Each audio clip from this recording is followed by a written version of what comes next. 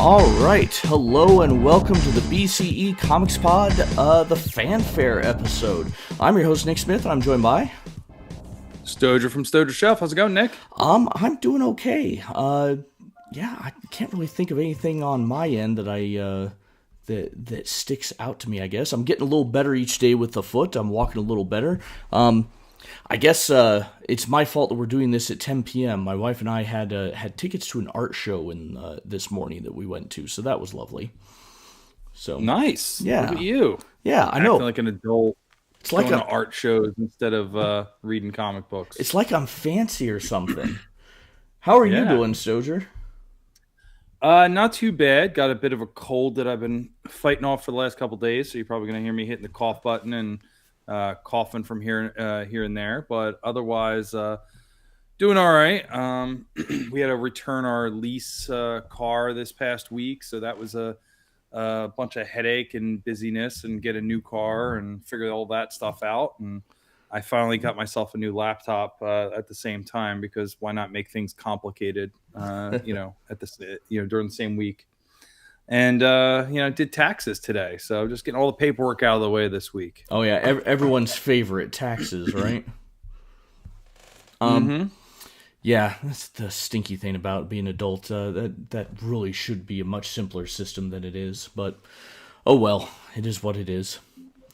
But no one came here to hear about taxes. We're here to all talk about comics, right? Yeah. Stozier, any successes this week in what you've managed to acquire? Um, so this week or this month? Are we going? Oh, I jump guess right into the halls? yeah. I think so. Unless you've got anything Yeah. else. So yeah. So it's been another fruitful month of sales. Anytime that I can find some things on sale on eBay on one of those buy two get one sales, I'm jumping on it. So my been filling out the Captain America shelf. Literally, as you can see, because that whole first row and one underneath is Captain America. And so I got 3 Omnis. One of them should be here tomorrow. Actually, it's not actually here yet. All from that Fanaticals on eBay. So these are $30 to $38 each. I think I spent on them, and then I got a couple epics from them too, as well as just some other Facebook or eBay sales there. So I only had a couple of Captain America epics a month or two ago, and that's been really where I've been focusing, expanding the line out, so to speak, expanding the shelf. So in there you get the Hydra cap, you get some of the classic Captain America with Kirby, the Wolverine and some Mike Zeck stuff in there. Is really cool. And then whatever the heck that Twilight's Last Gleaming is, that's towards the end, right before Heroes Reborn. So that one was cheap and just kind of filler. Mm-hmm. And then going alphabetically here, it looks like I picked up on sale from In Stock Trades the Daredevil Omnis by Mark Cicchetto and who is this? It's I'm blanking on his name. I'm losing it here. I have no idea. Oh, Chip Zdarsky. Okay. Yeah. So it was on the tip of my tongue. So I really liked this story. I'd read some of it on Marvel Unlimited. Love the art. But the sort of concept of where the story goes, and Daredevil's kind of almost like leading the hand or leading this not the hand, but he's leading this like island of sort of misfits, and then he has to go into hell to save Foggy, and it's kind of out there and crazy, but it's just like him being a badass. There's a couple battles with Spider-Man or interactions with Spider-Man, I should say, in there that are really good too. And then I got the Bendis final volume there. The Bendis run of Daredevil is just great, and with that Daredevil Born Again season 2 starting this week, I'm really looking forward to maybe doing a reread of this whole run and talking about it on the podcast, or just putting out a single video of it or something like that. I had mentioned in a previous video that we had gotten, or I had gotten my first Magic related Epic collection. So it's finally here. It's up on there. And then I got that Guardians of the Galaxy. I think I got that for like $10. That was on one of those Fanatical sales. I saw that the Immortal Hulk Omnibus went back in print. This is a hulking book. It hasn't shipped yet. It's not that cover, by the way. That cover is like impossible to find. But my CLZ app didn't have the other cover. But that is, I think it's 50 issues of the main series plus a bunch of ancillary stuff. So I love a book where it's going to have, or even if it's two books, but it just kind of a complete story, right? Where you can kind of carry it around with you in one spot. When we did the voting on the Epic's Most Wanted, I had Ghosts of the Past and Ghosts of the Future on there, and then I ended up getting both of them through random assortment of things. I think one was I think they were both Facebook things. Actually, one of them was somebody from the Discord channel. I forget if it was that one or if it was anyway, it was a Hulk book, but somebody from the Discord channel actually went to their local comic shop for me and picked it up. Nice. And so that was awesome. But the other one I got on Facebook or eBay. Iron Man Epics in there, Moon Knight, Power Fist, and then I did pick up the Young Avengers, got a little bit on discount. That's a thin one, but it's got some great art in there as they do that Children's Crusade storyline with the X-Men, proper Avengers, and Doctor Doom's all in there.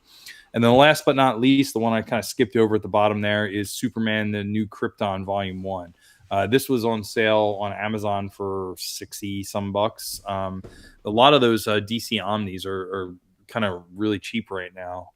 So it's kind of couldn't resist adding that to the cart on Thursday night, and it's here already. So that's what I got. Very nice. Anything there look weird, or what about your stuff? No, I mean, that all looks great. It's interesting that you're filling out Captain America because at least for my Marvel Epic collections, he's kind of the last on my list, and yet because of that, there's more opportunities to find copies of his books that I don't have, right? So I guess just speaking of mine, I'll get into here's my list, and I too have had a surprisingly fruitful month. I was not actively searching for any of these books, with maybe the exception of Aliens Volume 2, just because when I finally decided that I was going to add Aliens to the books I was going to get, I was surprised that this one was already out of print and hard to find. So I was actively keeping an eye out for it, and paid a little more than I wanted to for it, but felt justified when I saw another copy show up on eBay the next day for twice what I paid. So I guess I'm getting in there before the worst of it. My goal was to focus on the Avengers, and I managed to just, again, by happenstance, pick up the last two Avengers. Not actively looking on eBay, but if people in the Discord or on Reddit or whatever have been advertising, then I've been keeping an eye on that. So I've cleared out the Avengers. Got another Daredevil. This is volume 16 of Daredevil. Dead Man's Hand. I know nothing about it because Daredevil's a weak spot for me. There's a Spider-Man storyline in there where they fight the Surgeon General. I always like that. It's some woman that dresses up as a surgeon, but that's her name. I was going to say, surely not the Surgeon General, right? What, this is 92, 93? Is that Janet Reno by that point, or is she coming in later? She might have been a little later, but yeah, she's. But I remember enjoying the art and enjoying the Spider-Man team up in there, but that's I don't know if that's going to come through correctly, but that's her there. Yeah, so. The medievalist in me likes that we've got Daredevil on horseback with a lance. Although how that works with his radar sense, I guess I'll have to read and find out. I have been meaning for ages to go to a nearby comic shop that I remember having a bunch of copies of Volume 2 of Punisher Circle of Blood, and it's hard to find now, but I knew they had a bunch, and I couldn't because of my broken leg. Well, I'm finally at the point now where I'm more mobile, and I had an opportunity to stop by, so I grabbed that one. Let's see. I guess I've only got three more again on my list. Iron Man 16 just popped up. Defenders number 8. This one was a hard one to find, but New Defenders. I know I picked up some of these when I was a kid. Is back issues, but I don't really remember much about it. And then the one Captain America one, Volume 12.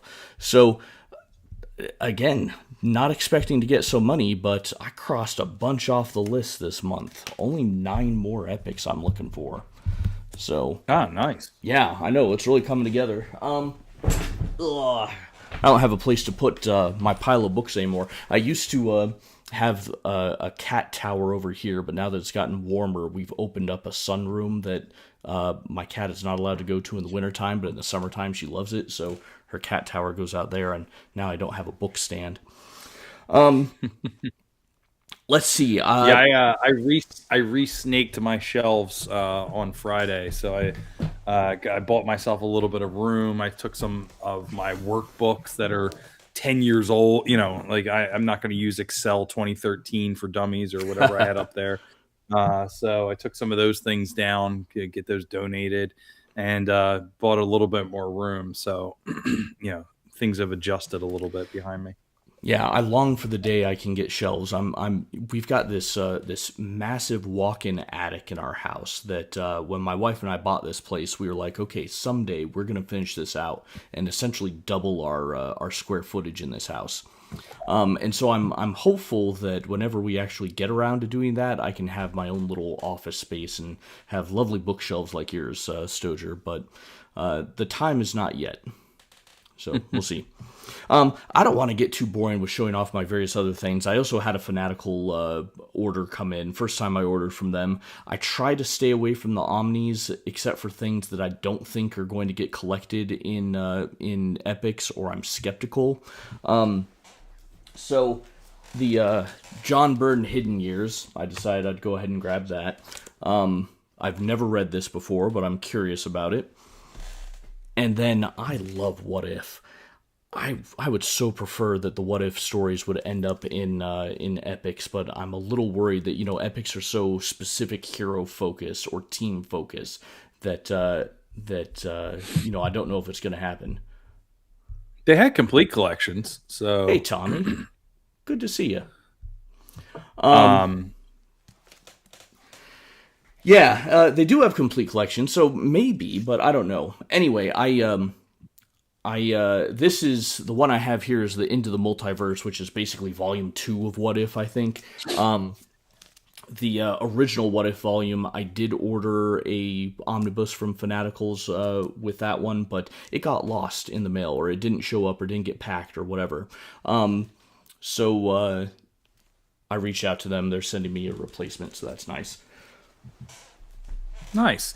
Yeah, you're much more of an epic purist than I am. I'm my goal is to fill out the shelf, right? So, you know, when I look at, you know, getting a couple of Captain America Omnis, for instance, I know that it's going to be quite a while till the modern epics get to the Nick Spencer Hydra Cap era, and you know, you can't delay getting, you know, Hydra Cap on your shelf, you know, over time here. But you know, between that and the custom binding, you know, that's sort of my goal to get everything up there. But the custom binding prices have gone up, as we talked about.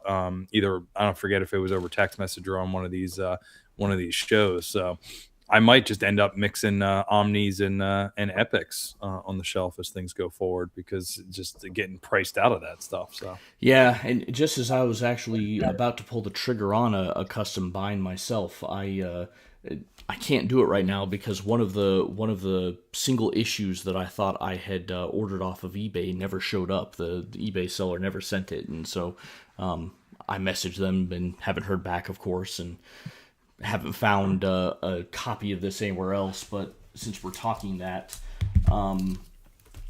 Age of Reptiles. I've got the whole run of Age of Reptiles since I'm on a dinosaur kick, with the exception of issue 3 of the Ancient Egyptians Age of Reptiles, which is dinosaurs in ancient Egypt. Well, not actual ancient Egypt, but like Mesozoic, Cretaceous Egypt, that sort of thing.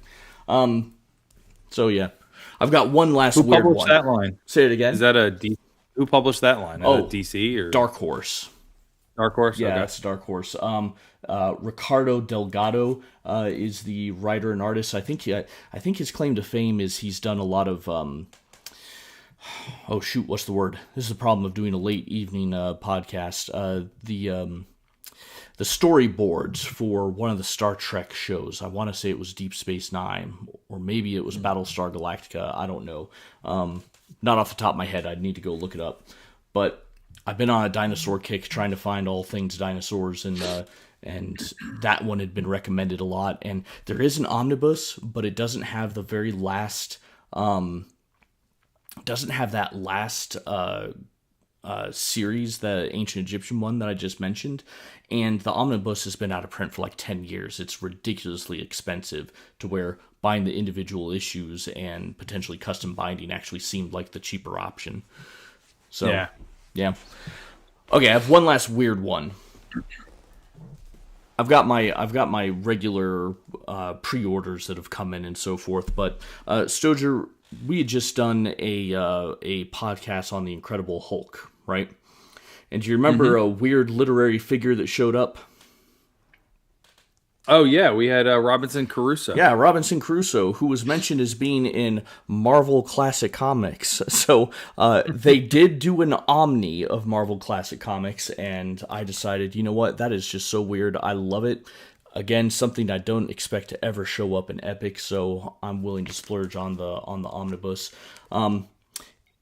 And you know, the beauty of this is each of the stories are individual. You know, this is not a series. It's you can go from reading Robinson Crusoe to the Odyssey to oh god, there was a TV show my wife and I just watched about it. The Count of Monte Cristo, right? So there's a part of me that's kind of tempted to just every other night or on the weekend or whatever, just read one of these things. And some of them I've read the actual thing, some of them I haven't, and it's just fun. Nice. Yeah, I had they had like a most wanted omnibus on the near mint condition on Omar's channel today.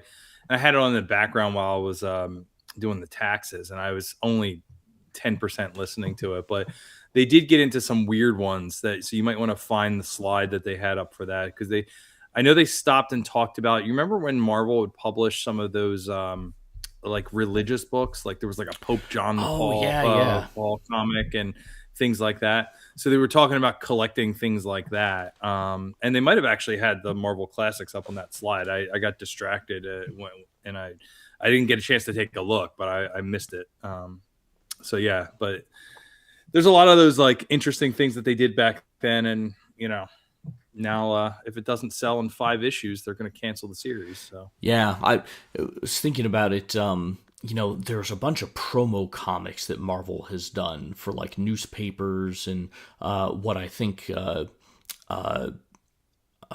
There's a dishwashing detergent one that they had a Spider-Man comic for, and I've got some of these weird random things. That would be awesome to collect, but I don't know how the licensing for that would work. You may not be able to do anything like that. And like Spidey Super Stories, right? It's the children's one that was also with the Children's Workshop. I think that's right. I have all the single issues of those. I decided that was something that's never going to be reprinted. So if I'm ever going to read those, I've got to hunt down the single issues. And that was like my project. Maybe 2 years ago I was doing that. So okay.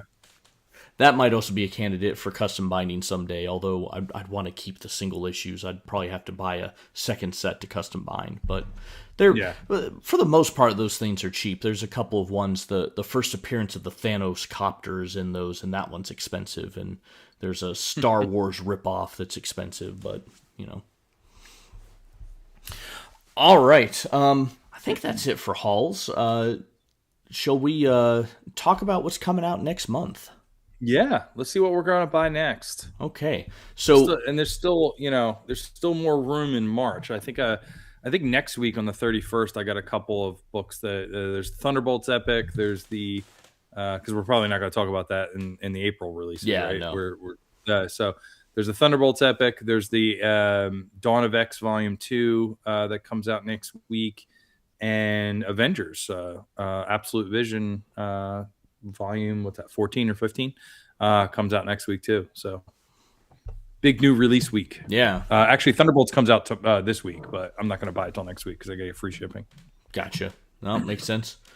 All right, so first off, April 1st, only one big collected edition coming out. Invincible Omnibus #1. Have you ever read Invincible, Stoger? I have. I actually, that's these sort of yellowish books right here. I have the thin trades. I have most of them. So I was collecting these thin trades for years there, and then I switched over to digital for a little while when I got my iPad. So I have whatever I don't have on the shelf, I have as a digital copy through Comixology, and then I never went back and filled in the rest. Similar to your situation now, I didn't have a shelf to put them on, so I had to start I had to start conserving. Love Invincible, great story. My son's actually really into Invincible. He's 16.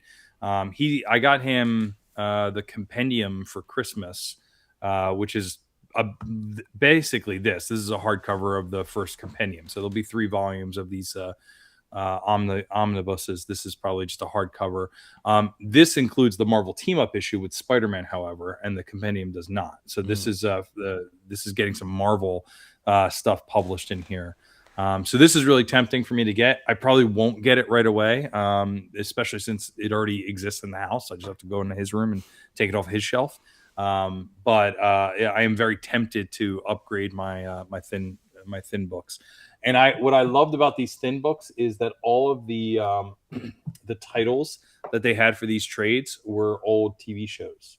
So the titles for these are like Family Matters, 8 is Enough, Perfect Strangers, Head of the Class, Facts of Life, A Different World, Three's Company, My Favorite Martian, Out of This World, Who's the Boss, Happy Days, Still Standing, Growing Pains. And then as it gets later, they started to have like some, like story arcs where they named a couple of them by those story arcs. But most of them are based off of TV shows, which I thought was funny. That's cool. I admittedly have never read this. I've thought about getting the compendiums because I know everyone says this is really good. I have Marvel Team Up #14 somewhere. It's probably back in my father's house in Colorado. I'm kind of surprised that was something that's been this big sought after issue from collectors lately, that they even did a reprint of just I think a month or 2 ago, right? Well, because they couldn't collect it anywhere because you had licensing issues because it's got Invincible and Spider-Man in it. Yeah. So I guess this solves that, certainly. Yeah, now that they reprinted that, and they've sort of come, so the value of what you had just plummeted. Let's just say. Well, I'm not worried about it because now that I say I'm fairly certain I think it's in my father's house. On the other hand, I remember when I moved out to North Carolina, I didn't have all of my comics with me, but I had some, and I did a big purge. I finally decided I don't have room. I said that, and now I'm buying all these epics. Don't have room, and so I'm going to get rid of only, except what I'm going to collect, which is just Amazing Spider-Man and the first volume of Fantastic Four. And, well, I've regretted letting some of those guys go, but, it's what it is. Okay, let's go to the next week. April 7th. We've only got 3 big collected editions coming out here. So Legion of Superheroes 5 Years Later Omnibus Volume 2, ROM Epic Collection, Original Marvel Years Volume 4, and What If Into the Multiverse Omnibus Volume 3. Which one of these stands out to you, Stoger? So the one I would get would be the What If Into the Multiverse, but because I haven't dove into collecting those yet, I'm not going to get any of these. I thought of collecting ROM, but I don't think the stories are really going to hook me. I love that they're publishing all 5 of these volumes, and the 5th one will be out later this year. And Legions of Superheroes, like I don't know that I've ever been that deep into their lore to pick that one up. So. Yeah, especially with that Ben Reilly cover there, that would be really interesting. And now that you have Volume 1, what about you? Yeah, honestly, that one is the tempting one. I feel like I need to focus on the original What If ones first. before I kind of expand into these later ones. And God, I wish they were epics instead. Rom, of course, I'm interested in. Looking at this What If one, I'm curious. What was the topic of issue 84 that one's being skipped? Is that a Conan one? I don't know.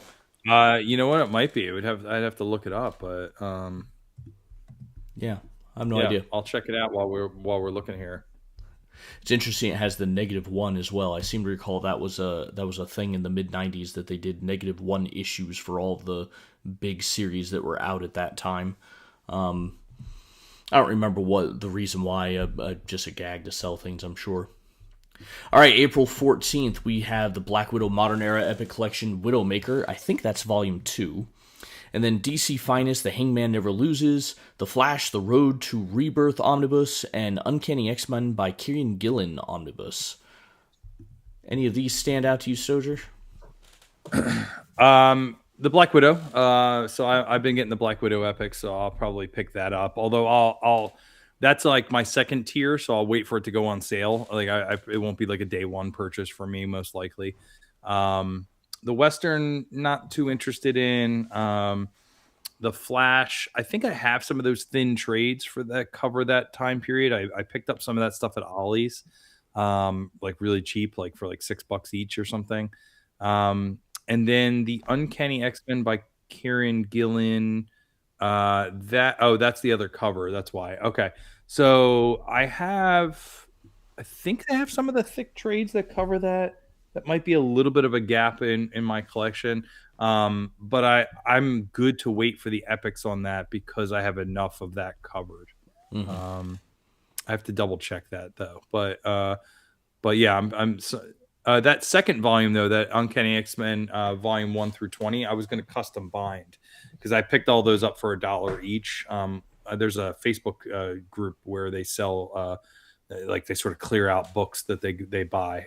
So 5 days a week, they put auctions up, and over time I've gotten all of those. So yeah, I think I'm going to wait for the modern epics or something. What about you? Definitely Black Widow there. And I might be interested in getting the Western one. I don't know if I've ever really been that much into Westerns, but I enjoy it every now and then. I love the superheroes. I like to mix it up every now and then, though, and get something different. So I might be tempted by that one. All right, April 21st. This looks like a potentially busy month here. We've got Animal Man by Tom Veitch? I don't know. And Steve Dillon, so omnibus for Animal Man there. DC Finest, Batman, A Death in the Family.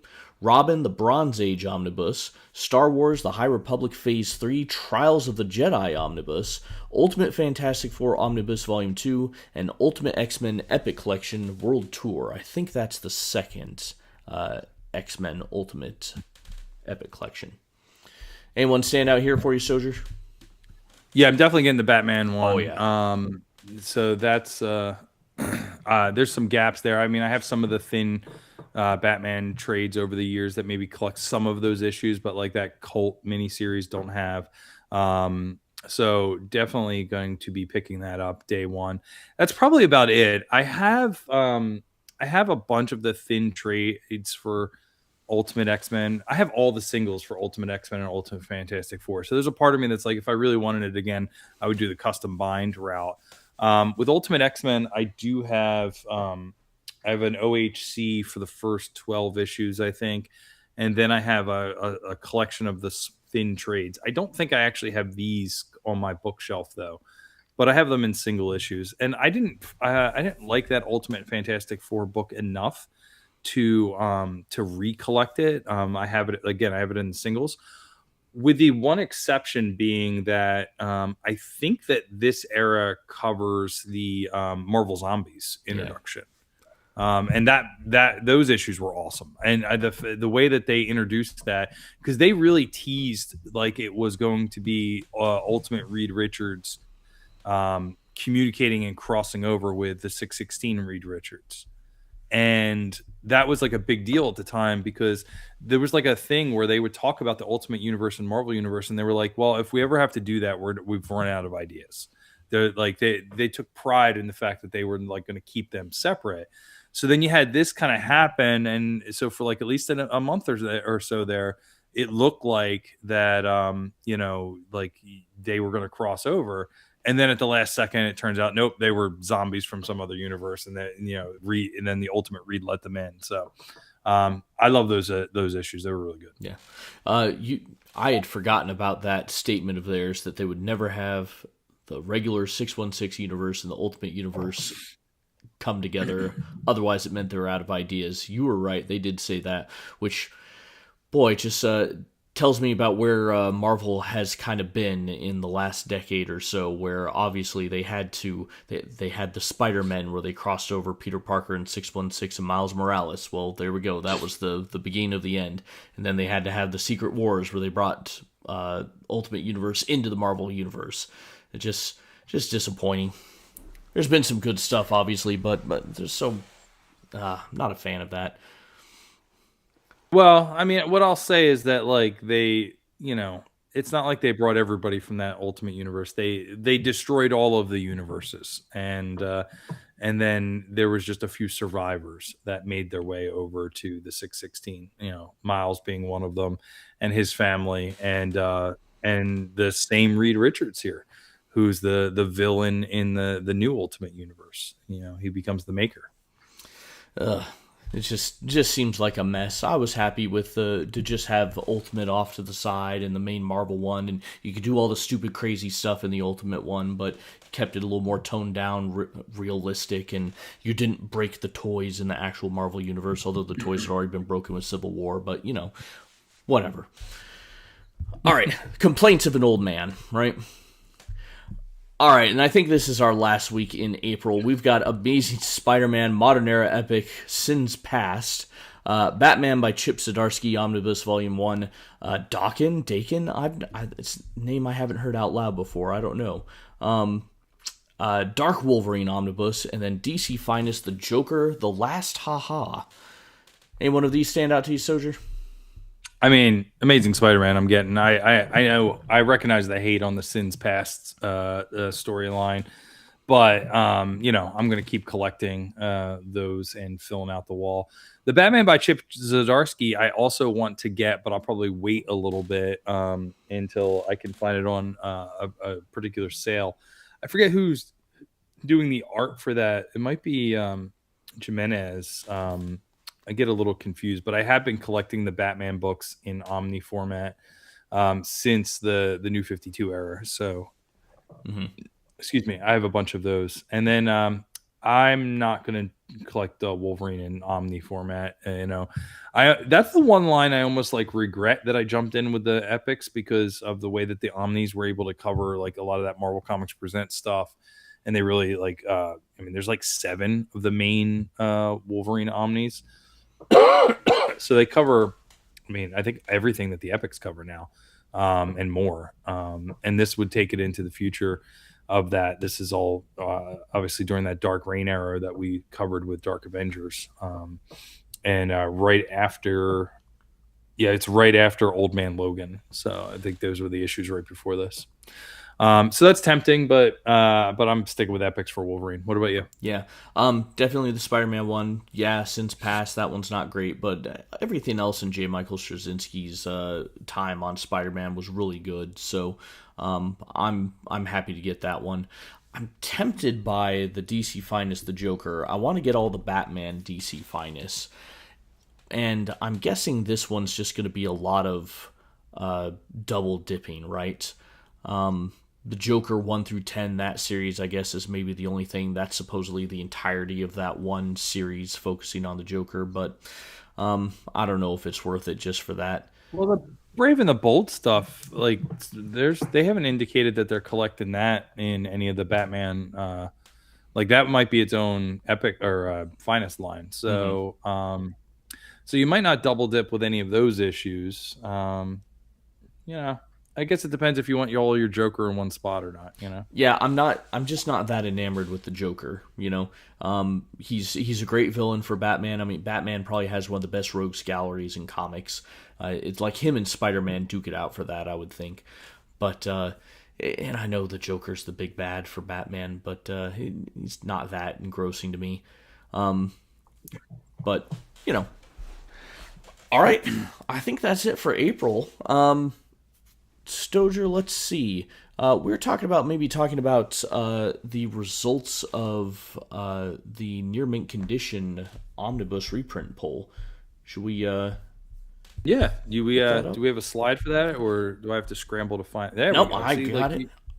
the teacher did his homework, unlike me. No, I scrambled at the last second. If I put some thought into this and some time, I could have gotten some pictures or something. But no, we have a list here. And Stoger, I think this is probably going to apply to you more than myself, since I'm trying to avoid omnis, except as I mentioned, if I think they're not going to end up in epics.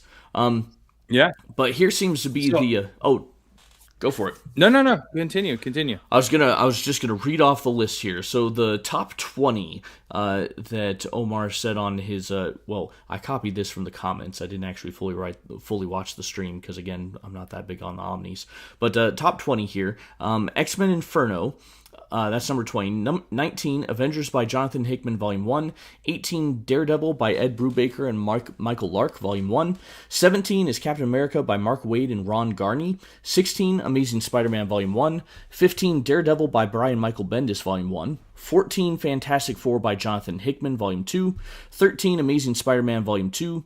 12, Daredevil by Frank Miller and Klaus Janson. 11, War of Kings Aftermath. 10, Spider-Man by J. Michael Straczynski. 9, Hulk by Peter David Volume 1. 8, Wolverine Volume 1. 7, Uncanny X-Men Volume 4. 6, War of Kings Prelude. 5, Uncanny X-Men Volume 1. 4, Tomb of Dracula Volume 2. 3, Astonishing X-Men. 2, Punisher Max by Innes Volume 2. And 1, Daredevil by Charles Soule. So, I can give a lot some thoughts from my perspective on what I like here and what I would want and why I wouldn't get some of these as somebody who's primarily getting epics. The first one, the one book on this list of the top 20 that jumps out at me is like, yep, absolutely, that's the one I want. Is the number one vote, which is Daredevil by Charles Soule. That is an omni that's really hard to find. It's really expensive and overpriced, and I think that after the Michael Lark and Brubaker run of Daredevil, I'm just going to have the Omnis after that because once I get the Mark Waid set, that kind of catches me up in a big chunk here with the Chip Zdarsky and the Mark Waid stuff. And there's a Shadowland omnibus out there, and that's at the end of Brubaker's run. So Charles Soule is that gap in between there. It's pretty thick omni, if I remember correctly. So hoping that they reprint that one. That was apparently the number one last year too. So they have not reprinted that yet. But if I start at the bottom of the list, X-Men Inferno, I have the OHC for that, and I don't know if I care about the extra content that's not in the OHC, where they would make it that they've made it for the Omni. I think that there was a companion book at some point in time, or it would be the issues that just weren't in there that are still part of the crossover. I find that interesting, but I'll pick those up in epic format in their own titles anyway. The Daredevil ones we already have, the Spider-Man ones we already have, so to speak. Obviously missing out on some things like Web of and Spectacular until those things get reprinted. Hickman, I have the complete collections, so even if they came out with epics, unless there's some new content, I've no reason to pick up either of those omnis, so I'm good to skip that. Daredevil I got the epics for, Spider-Man got the epics for, so good with all of those. Daredevil by Frank Miller and Klaus Janson, we're about to get all the epics for. We're getting them in epics.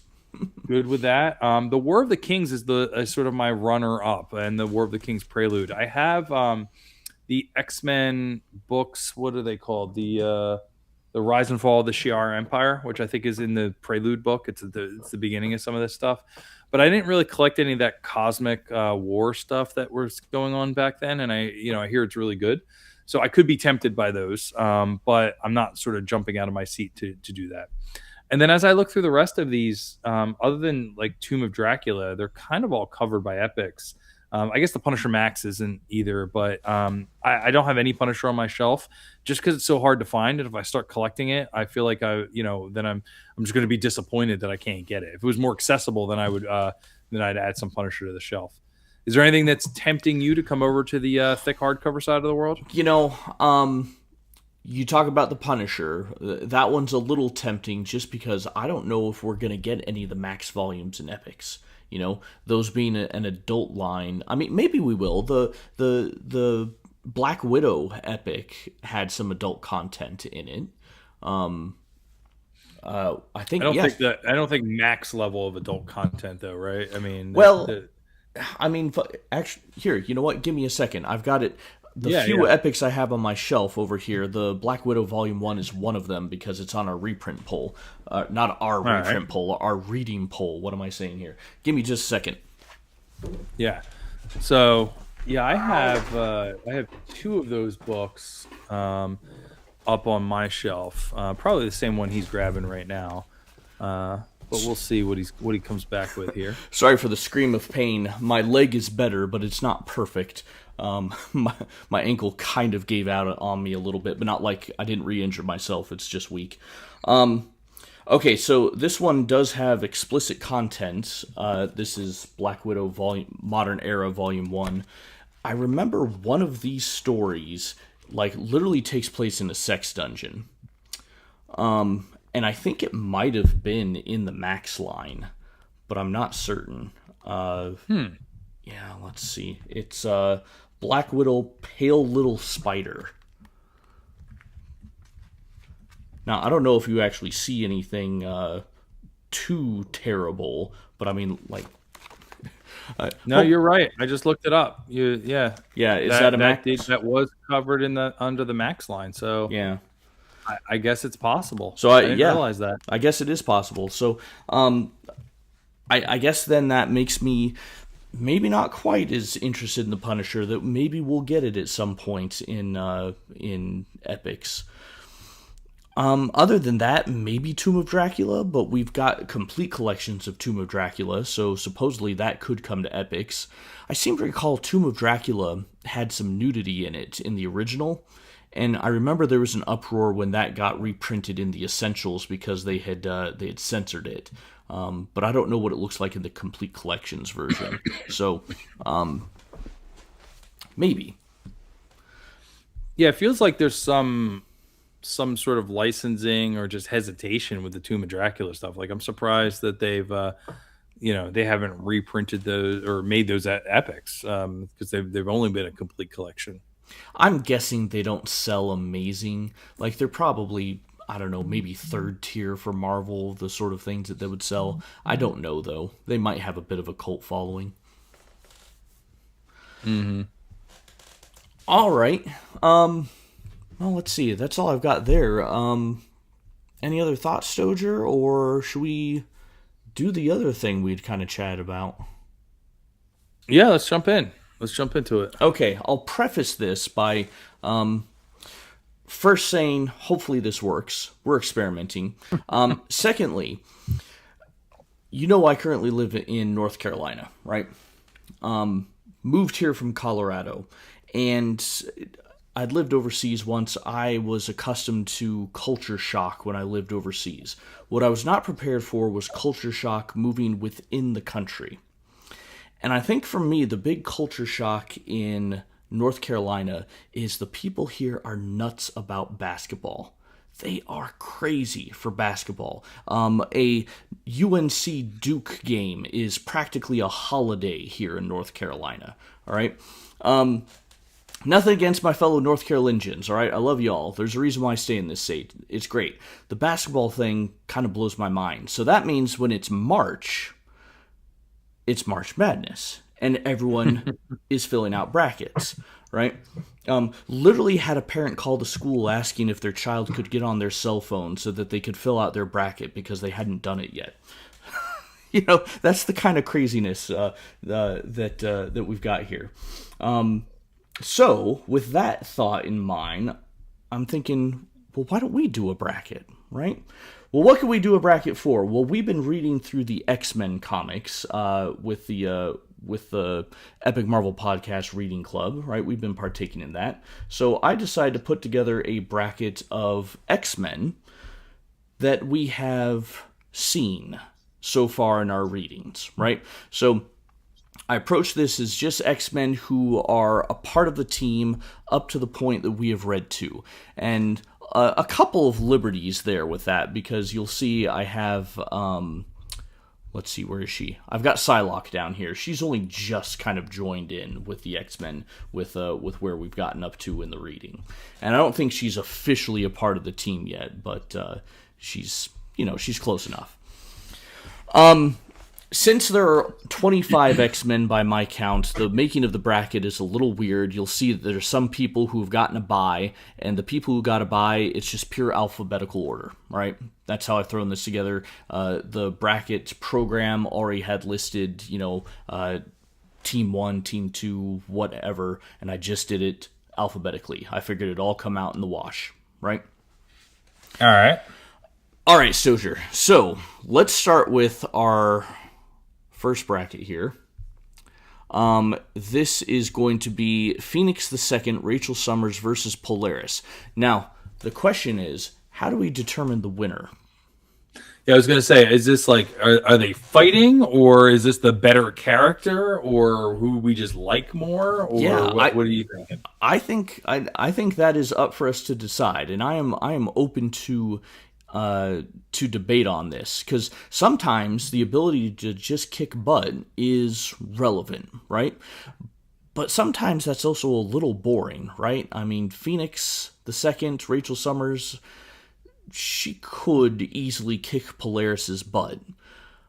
But I feel like, even though we haven't seen much of Polaris, Phoenix 2 has just been so annoying and whiny that I'm really turned off to her as a character, at least at this point in time. I think she gets better in the future, but at least right now, I lean towards Polaris just because the annoyance factor is not there. Yeah, I'm with you. I don't think Polaris deserves it in the reading run that we've gone through, from the perspective of she's been a complete background character. She's been retired from all this stuff, but Phoenix 2 is such a pain in the butt that let's go with Polaris. Okay, so we're giving the win to Polaris. All right, there we go. So, on to our next match then. This is Havoc versus Wolverine. I mean, Wolverine's just going to mop the floor with Havoc here, right? Yeah. I mean, Havoc hasn't done anything interesting, first of all, and Wolverine's Wolverine. So this is the easiest one we've hit so far. of the two that we've done. I will say, anyone in the chat, if you want to chime in, as soon as we pull up the characters, make your thoughts known, because we do have the video on a bit of a delay to try to fend off our perpetual freezing problems that we have streaming, right? So, yeah, I mean, how do you not choose Wolverine here? I like Havoc. I really think his power's cool. Him going up against his brother's always a fun thing. His costume, when done well, you don't even have to do it well. It's just a black void with the rings coming out. That's super cool. And frankly, I like that costume better than Wolverine's. But how do you not choose Wolverine? He's just awesome. Yeah. Right? Yeah. Okay. All right. We're giving that to Wolverine. All right. Iceman versus Thunderbird. I mean, this one's tough because Thunderbird we really haven't seen. I mean, he was around for just two issues or whatever it was before he met his untimely demise. And as a character, we didn't really get to know him. And there's a Thunderbird 2, but that's not who's on the list. Whereas Iceman is completely forgotten. I don't think Chris Claremont knows what to do with Iceman. However, we did get to see him in that Hulk annual with Angel. And I just think Iceman's powers are cool. So I'm going to vote for Iceman here. Yeah, I would go with Iceman too. I mean, for same things. Thunderbird, we haven't seen him at all. Iceman, no, we haven't. We did have that one story from Bizarre Adventures that featured Iceman, which that's right. Yeah. Yeah, that didn't really do much. And did he not? No, he didn't show up. There was one point where Professor Xavier did call in a bunch of backup X-Men for something, but he was in college just drinking beers, right? I don't think he actually did anything.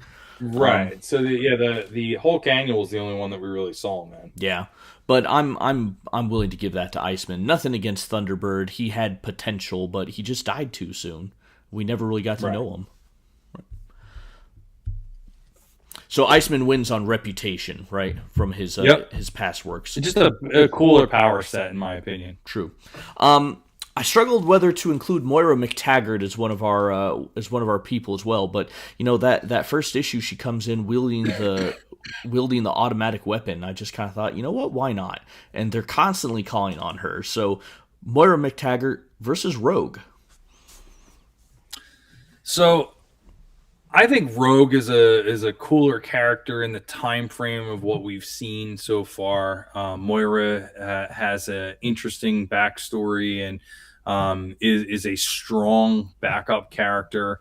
I feel like the character of Moira through the beginning, at least, of Krakoa would give Rogue a run for her money, but that's not what we're reading right now, so we can't really talk about that. Um, so I'm gonna go with Rogue. Yeah, I liked kind of adding Moira in here. She does interesting things. She's an important person. But yeah, Rogue is still a little bit of a mystery for us. She has a incredible power set. And being able to, you know, absorb others' powers, I mean, that's pretty incredible. She doesn't use it that much though, you know. She's mostly relying on Miss Marvel's powers all the time. And there's a part of me that kind of wishes we did see Rogue use her powers a bit more, but maybe some of that will Yeah. come. All right, so we're in agreement on Rogue. All right, here we go. Magneto versus Shadowcat. I feel like this is maybe one of our first toughies here. So this is a tough one because if we're just judging on what we've read so far, Shadowcat has had a lot better character development. Um, we haven't really. We're just touching on Magneto changing and being a good guy. I guess that's enough to sort of make him more interesting a character. He definitely has a stronger power set. Um, we've spent more time with Kitty though, so that's what's making me like iffy on it. But I think we got to go with Magneto as just the cooler character, the stronger character here, and he's not a one note villain. You know, if we were doing this like 10 issues ago or something like that, or 20 issues ago, before we did the review of the Trial of Magneto, maybe I'd be more inclined to go with Shadowcat, but I'm gonna have to go with Magneto. What about you? Well, I think you add in too that we have seen some big changes for Magneto and some depth given to his character, right? That we now know he is a survivor of the Holocaust, and that has given some meaning behind what he does and why he has been so adamant about not letting humans, you know, control mutant kind and so forth. Shadowcat, I kind of feel is a little bit, what's the term? It's like the Mary Sue, like it's the creator's pet character that they throw in there that kind of represents them in a way. Not that I'm saying Chris Claremont thinks he's a teenage girl, but he definitely favors Shadowcat because she is his creation, right? And I sometimes feel like she gets a little too much attention because of that, right? Mm. But she is an interesting character, and she definitely has some growth that has happened. So I really like Shadowcat. I really like Magneto too. So I'm kind of on the fence. So if you're leaning Magneto, then I'm willing to go over that fall with you. Let's do it. All right. All right, Phoenix versus Professor X. To me, this has got to be Phoenix. I mean, the way that Jean was portrayed before Second Genesis, the idea of her sacrificing herself, the idea of taking a character that's one of the OG X-Men and have them sort of consume a planet versus the guy that's just a dick to everybody and has fuzzy eyebrows and is always dying. So yeah, I'm going with Phoenix hands down. What about you? You make a compelling argument. I was thinking just Professor X. He can do whatever with his mind, and yet he is crippled bodily. And yet they did change that with his new clone body, right? But yeah, I mean, Phoenix being the star of probably the best storyline that we have yet had in the X Men comics. I think you're right. We're not having any good arguments here. We're too aligned, Stoger. Maybe we'll get one here. Lockheed versus Sunfire. I'm going to go with Sunfire. We don't see much of him, but I like that he's just kind of like an ass, and he doesn't care. I think he's also got cool powers. Lockheed, he's just kind of there for me. Like it's cool to have a little dragon, I guess, but he's not really doing it for me. I don't think he's really like. Have we really seen him like help out the team on some sort of battle that much? I mean, I'm not sure. He was helpful in the Nightcrawler miniseries, right? Yeah, but I try and blank that out. I like. I love Lockheed though. I mean, yeah, okay, fine. He's a little pet, but he's got an attitude, right? I love these characters that only one other character can actually understand, and therefore we interpret everything through the lens of, in this case, Kitty, I suppose. That Lockheed says things apparently, and she understands it, and he just kind of has these, I don't know, snarky humph or rough sounds or whatever. I like him. Sunfire is just a dick, right? Lockheed can make fire. Yeah, but I mean, he's just kind of like I feel like he disappears. He's not really like he's not doing much, right? Sunfire is like right there in the whole Japanese war room. I don't know. So you lean in Lockheed? I'm willing to. I lean Lockheed, but I mean, this is the problem of we don't have a tiebreaker here. It's just you and me, Yeah. right? I'm willing to give you Lockheed. I don't need to die on the Sunfire hill. We'll save it for the next one that we disagree on. Okay, all right. Oh shoot, I'm giving up a concession already, right? Which might come to pass here. I don't know. Nightcrawler versus Psylocke. So as much as I hate the Nightcrawler miniseries, Nightcrawler is one of my favorite characters. Like I love the concept of teleportation. I like the blue fuzzy elf, the tail, the swordsman fighting, things like that. We barely know Psylocke, and even what I do know of her throughout the years, she's never been one of my favorite. Maybe the Japanese version of her I find interesting, but the English version of her not so much. So I'm going Nightcrawler. I have a soft spot for Psylocke. I do like her. Even before she becomes this ninja, Asian ninja lady, and that happens in the future. We're not there yet, but yeah, we barely know her at this point, right? If the whole idea is to judge based on what we've read so far, we just don't know enough about her yet. And there's an issue coming up that we're going to get to in the coming week that I think does a lot for her character. But yeah, Nightcrawler's got so much going for him. He has so much background. He's got a lot of cool powers. He's got a cool look. Yeah, you're right. It has to be Nightcrawler. All right, Longshot versus Storm. Do you think Longshot has a long shot here? No. So I mean, have we barely even read an issue with him in it? Like, he was in the annual? I guess he was in the annual, and I think that's been about it. And I didn't do the bonus reading to read the miniseries. So Storm has had a wealth of character development here. She's been the team leader. She's lost her powers. She's traveled around, she's rebounded, she's come back to the team and taken it over without her powers. Her down in the Morlock tunnels, knifing Callisto, or just for that reason alone, it's got to be Storm. Yeah. There's no contest here. Even though Longshot has his luck powers, he's not lucky enough here. All right, that's definitely Storm. All right, that's the first round. All right, second round. We had some buys here. So our first match is Angel versus Polaris. This is tough because I don't care about either of them right now, especially the way that they've been written. So I'm going to flip a coin in my head and go with Angel, just because I think the concept of the wings and being the rich playboy is a little bit more interesting than female Magneto. But I don't really care either way. What do you think? Yeah, I'm with you on that. Don't really care, and you're right. There's more to Angel. I think he becomes a lot more interesting when he becomes Archangel, but we're not there yet, right? So it's I guess he's one of our few mutants of the original X-Men who cannot easily hide in plain sight, right? And so that makes things a little more interesting for him. Well, he did though. He just strapped his wings down. Yeah, So but it wasn't he doesn't easy. get it. Well, but I mean it's a lot easier than Beast, or Nightcrawler. Well, since Um, Beast became Fuzzy Beast, but original right. Beast, you know. Yeah. No, that's true. That's true. So okay, I'm with you. Yeah, I'll take Angel. All right, Wolverine versus Iceman.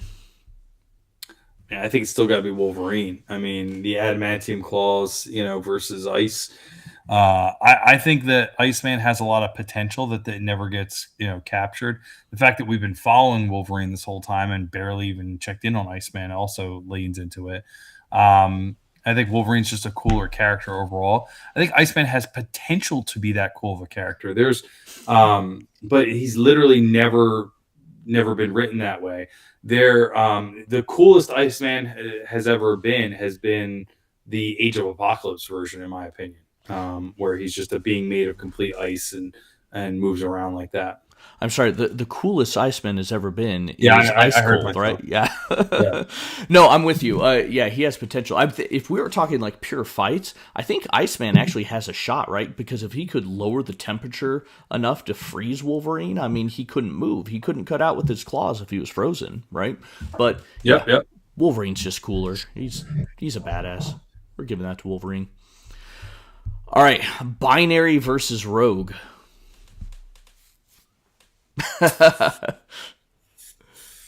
This is tough because it's like a potential thing. Like I think like if we spent more time with Binary, I feel like I would be able to pick her. But she went off with the Starjammers and we never saw her again, or we just checked in with her recently or something.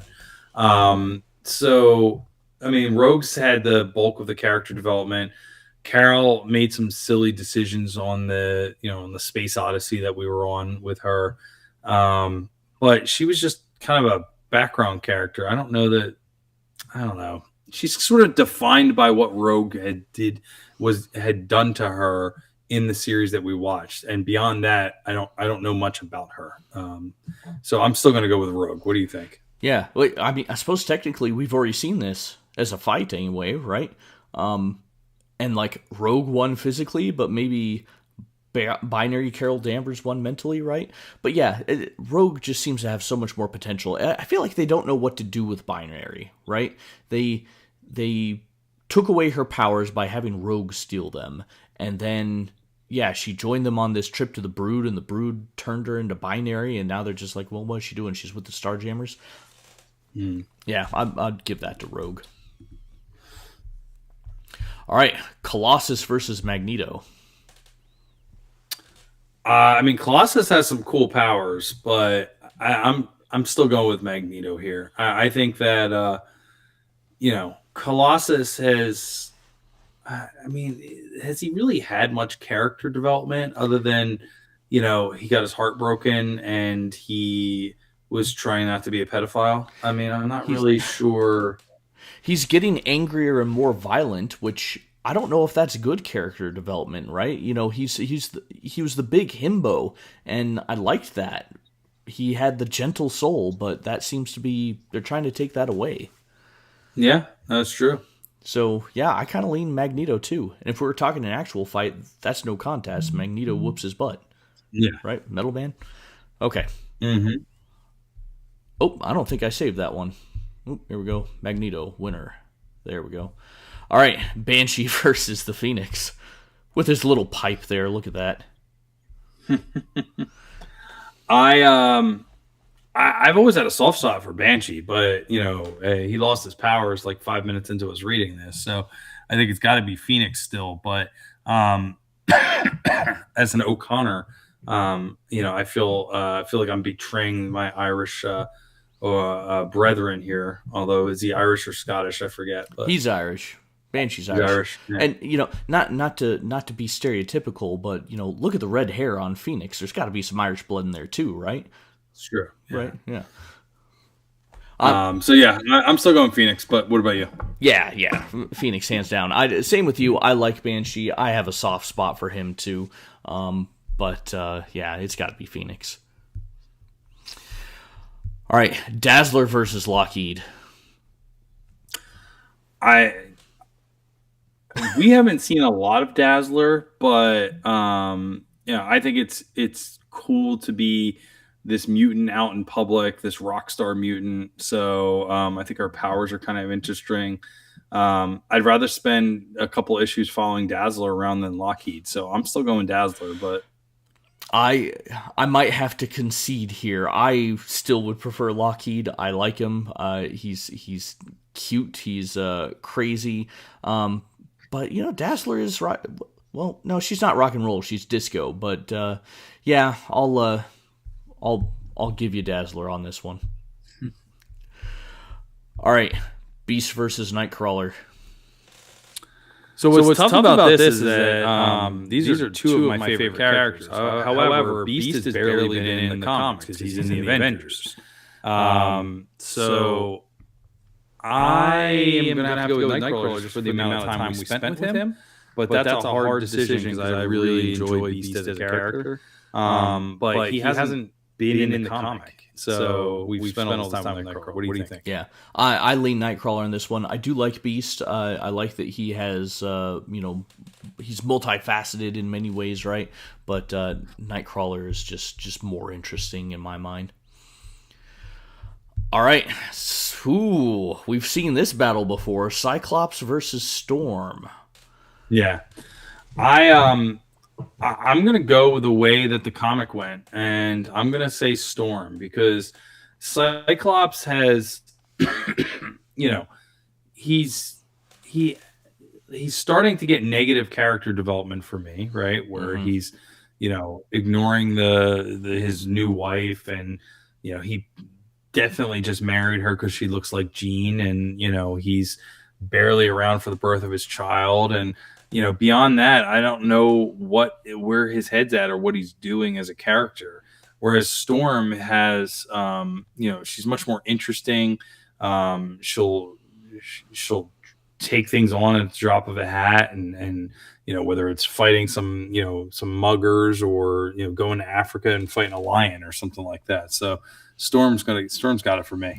Yeah, I like the John Byrne argument of Cyclops is the most interesting character because he's the one superhero who's afraid of his powers, right? He has to always have that those glasses on. But you're right. If it hadn't been for the negative things happening with Cyclops recently, with him abandoning his child, and we're gonna see soon that he abandons his wife, right? Cyclops is starting to turn into a bit of a jerk. He's always kind of been a bit of a jerk, but he's mostly been right, and now he's just kind of a selfish jerk is what's developing. So Storm can kind of be that way sometimes too. She's gotten a little dark, which I don't know if I like that term, but Storm I've always found to be interesting. I've always enjoyed her. So yep, I'll take you on Storm. All right, so that takes us to round 3 now. Our first one, Angel versus Wolverine. It's got to be Wolverine. Wolverine's going to be here till the bitter end, I think, until we get some real strong characters that have to fight each other. Yeah. Yeah. Yep. Yeah. There's no contest there. Wolverine's winning out. I mean, we struggled to get Angel to this point anyway, right? So, of course, Wolverine's winning that one. All right, Rogue versus Magneto. I'm going Magneto. I think that he's got a more interesting character development, stronger powers. I think, he's tied into the Earth's magnetic field. Rogue's pretty powerful. it's not a slam dunk for me, but I'm going to lean Magneto. What about you? Yeah. I think where we are right now, I agree with you. I think Rogue grows and becomes more interesting in time. I think it's really that relationship she develops with Gambit and the can they want to, they can't, that really helps her a lot, that digs into, you know, we have been told so far that she is alone, she can never feel someone's touch, but we don't really experience it all that much, aside from maybe that one issue where she threw a coin at the helicarrier. But yeah, I think we just get more out of Magneto right now. He's definitely more interesting. So I'll give that to Magneto.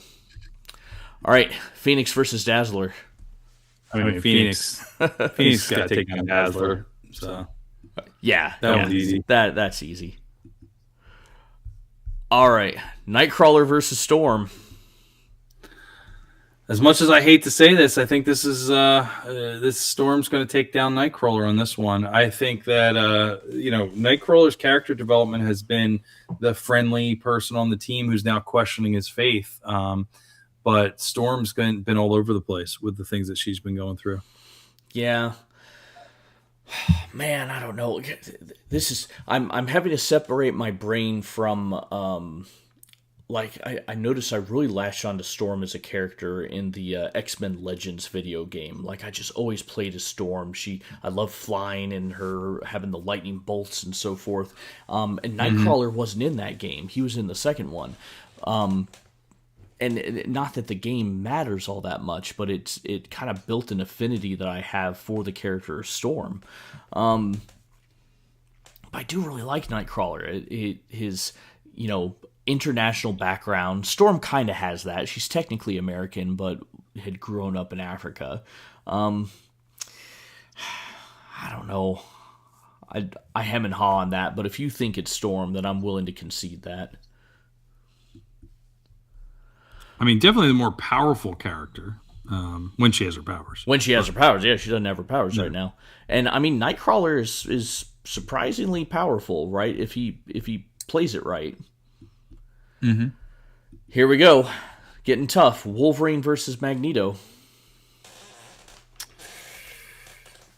Yeah, this one's tough. I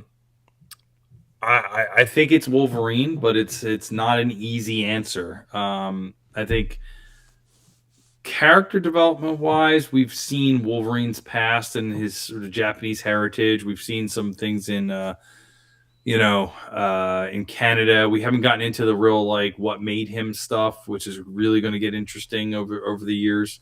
But still, we have multifacets to his sort of background and what he's interested in. I mean, he's he's this gruff guy that'll get in a bar fight, but he's a samurai too. He's a Canadian. He's been in the government, on a super team, up there, things like that. So yeah, I think Wolverine beats him here. What do you think? Yeah, again, if we were talking about an actual fight, there's no way Wolverine could win against Magneto. Not with that adamantium skeleton. Maybe with the skeleton removed, maybe. But if we're talking about just character, yeah, Wolverine just has so much more to offer. And maybe it's because he's more of a blank slate than Magneto is. But even then, we've added more to Magneto's background. He's got a really interesting background. And knowing where Wolverine goes, I think that also kind of puts him over the top. But that's not how this is meant to be. But nonetheless, we'll give it to Wolverine. All right. Phoenix versus Storm.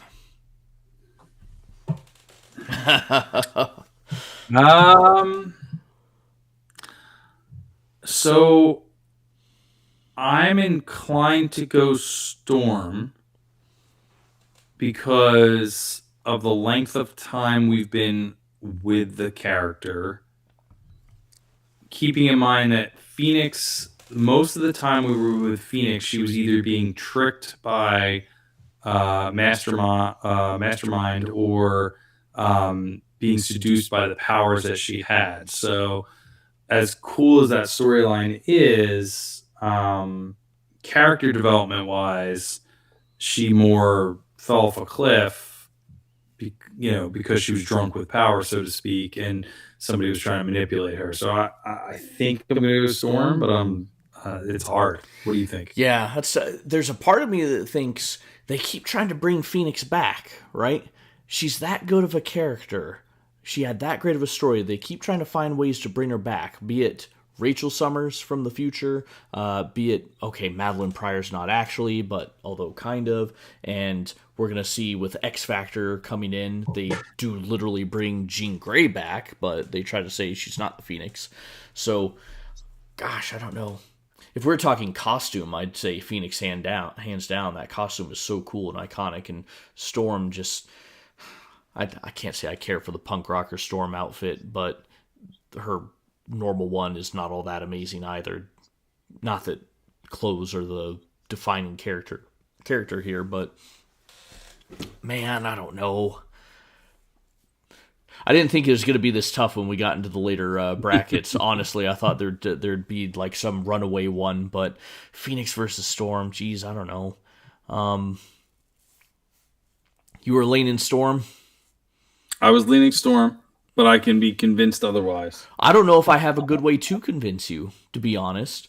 Because yeah, I mean, you're right. Phoenix is being manipulated either by the Hellfire Club or by the Phoenix Force itself. Yeah, no, I'll give it to you. I'll give it Storm. I think you're right.